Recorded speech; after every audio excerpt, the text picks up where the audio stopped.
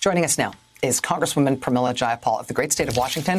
She's the chair of the Progressive Caucus. She's therefore a key player representing a big chunk of Democrats in Congress when it comes to Democrats figuring out what they are ready to do. Representative Jayapal, it's a real pleasure to have you here. Thanks for making time.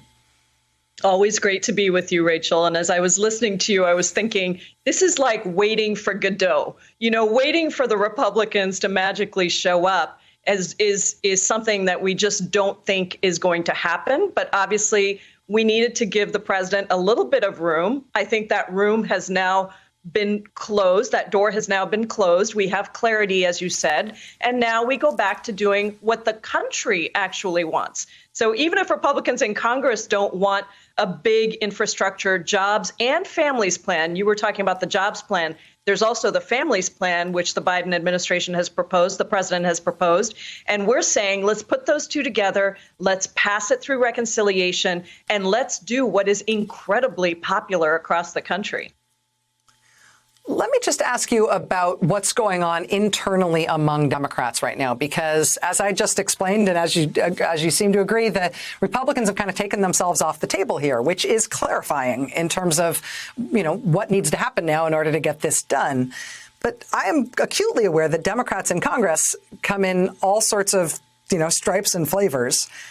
Are there really significant differences that remain among Democrats about what to do here? Are there choke points that still really need to be figured out? Or are things at a place right now where Democrats are essentially ready to go and ready to pull in the same direction?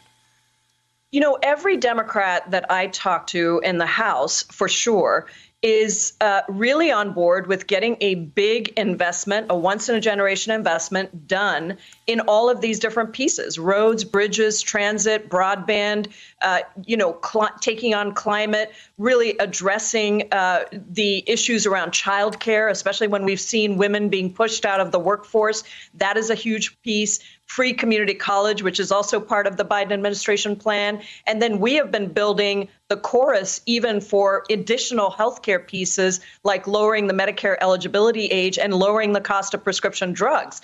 And so there is a lot of agreement across the Democratic caucus. Now, are there going to be places where we're going to have to negotiate? Yes, there will be. And I think that for some in the Senate, some Democrats in the Senate, there needed to be an effort to at least see if Republicans were going to come along. It's not really what we felt was necessary in the Progressive Caucus, but we understood that there needed to be a little bit of room. However, Rachel, we have to learn the lessons from the last time around during the Obama administration, where we tried to work with Republicans and we narrowed down everything we wanted to do and we didn't make the kind of investment we needed to make. And at the end of the day, the Republicans didn't vote for it. That is the same party we're dealing with, except even worse, because you look at the rescue plan. It was so popular and the Republicans voted no and took the dough because they went back to their districts and people were like, oh, this is really great. I got money in my pocket. I got a shot in my arm. My kids are going back to school. I got my child tax credit. And all of a sudden, Republicans were like, oh, I can't tell my constituents I voted no on this. So they started claiming credit for it. And so I think it's really important to distinguish between what Republicans across the country want and what Republicans in Congress are willing to do. Realistically speaking, given all that you just said and what you understand about how the process is going to go from here on out, what's your best guess as to when this passes?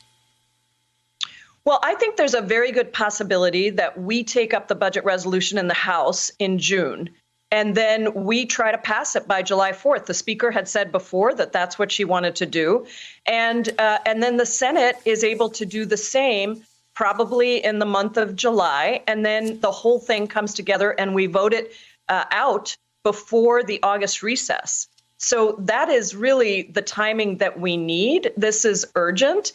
And again, you know, when I look at what people are telling us across the country, they're saying, we like a bold, ambitious plan. And guess what? It gets even more popular if you put in the fact, as the president has said, that we're going to tax the biggest corporations and the wealthiest people in order to raise some revenue. We know that infrastructure pays for itself, but making the tax system fair, that's something that Americans say, yeah, I want to get behind that.